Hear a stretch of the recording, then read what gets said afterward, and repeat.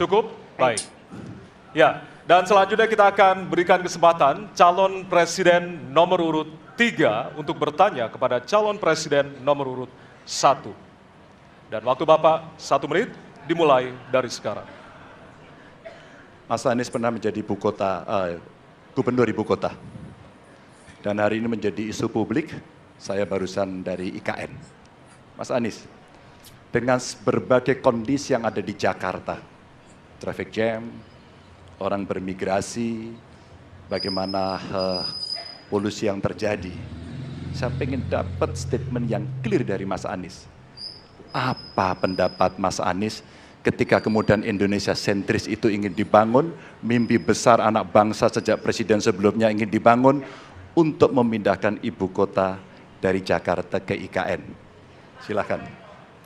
Baik, waktunya masih ada, Bapak? Cukup. Cukup, baik. Terima kasih. Kemudian kami silakan calon presiden nomor urut 1 untuk memberikan jawaban selama 2 menit, dimulai dari sekarang. Kalau ada masalah jangan ditinggalkan, diselesaikan. Itu filosofi nomor 1. Jadi, ketika di Jakarta menghadapi masalah, maka masalah lingkungan hidup, masalah lalu lintas, kepadatan penduduk, ini harus diselesaikan. Ditinggalkan tidak kemudian membuat otomatis selesai. Justru ini yang harus dibereskan. Kalau kami melihat, begitu kita bicara lalu lintas, kontribusi aparat sipil negara di dalam kemacetan itu hanya 4-7%. Jadi nggak akan mengurangi kemacetan di sini. Yang kedua, soal lingkungan hidup. Kalau yang pindah itu pemerintah, bisnis, keluarga masih tetap di sini, masih tetap ada masalah. Karena itu kami berpandangan masalah yang di Jakarta harus diselesaikan dengan transportasi umum yang dibangun.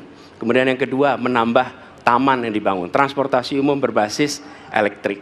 Dan itu semua dikerjakan untuk membuat Jakarta menjadi kota yang nyaman, aman, kota yang membuat kita bisa hidup dengan sehat. Itu terkait dengan Jakarta. Jadi jangan kita meniru pemerintah Belanda. Mereka punya kota tua. Ketika kota tua turun permukaan, mereka pindah ke selatan, bikin di sekitar Monas. Ditinggalkan, masalah tidak diselesaikan. Kita harus menghadapi masalah dengan menyelesaikan. Lalu yang kedua, terkait dengan IKN. Ketika kita memiliki masalah yang masih urgen di depan mata kita, di Kalimantan sendiri, kebutuhan untuk membangun sekolah yang rusak sangat banyak. Membangun kereta api atau jalur tol antar kota di Kalimantan itu urgen. Yang merasakan dari uang itu siapa? Rakyat. Sementara yang kita kerjakan hanya membangun tempat untuk aparat sipil negara bekerja, bukan untuk rakyat dan bukan pusat perekonomian. Baik. Ya, waktu Anda habis dan kami persilakan kepada calon presiden nomor urut 3 untuk menanggapi jawaban dari calon presiden nomor urut 1. Waktu Bapak 1 menit, disilakan. Apakah boleh saya simpulkan kalau begitu Mas Anies dalam posisi yang oposisi terhadap beberapa kebijakan termasuk IKN menolak IKN dilanjutkan? Terima kasih. Cukup Waktunya? Bapak? Cukup. Baik. Baik, selanjutnya kami berikan kesempatan kepada calon presiden nomor urut 1 untuk menanggapi tanggapan dari calon presiden nomor urut 3, waktunya 1 menit dari sekarang. Inilah salah satu contoh produk hukum yang tidak melewati proses dialog publik yang lengkap.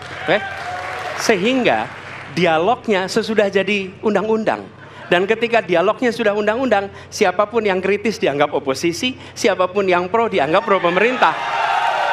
Kenapa? Karena tidak ada proses pembahasan yang komprehensif yang memberikan ruang kepada publik. Ini negara hukum, bukan negara kekuasaan. Dalam negara hukum, berikan ruang kepada publik untuk membahas sebuah peraturan sebelum dia ditetapkan. Tapi ini nada-nadanya seperti negara kekuasaan, di mana penguasa menentukan hukum. Dan kemudian dari situ kita berdebat pro kon.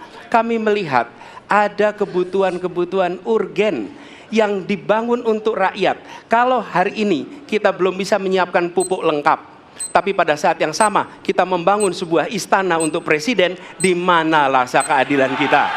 Oke?